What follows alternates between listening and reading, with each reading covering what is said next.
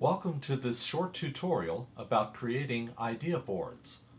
Idea boards can have various uses. A teacher might create one to share with the class while collecting ideas during a brainstorming session. They can also be handy when organizing content while building text-oriented screens. Here's how they work. First, select the Idea Boards option on the dashboard. This will open a window allowing you to create your first idea board.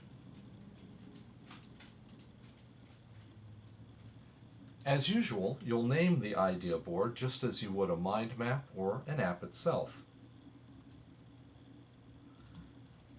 You can add collaborators at this point if you wish, or you can just click the Next button to get started. You're given a first card that allows you to place in your first idea. Maybe an app about lighthouses.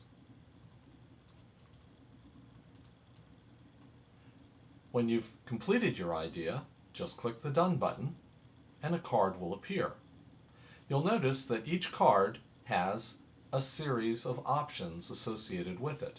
It can be liked, it can be commented,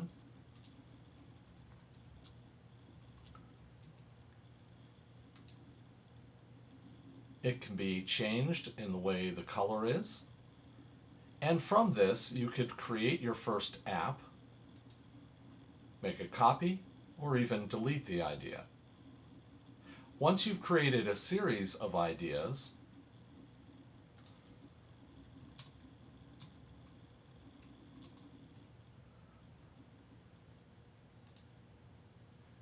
the ideas can be shared, they can be copied and pasted into content screens, and so on.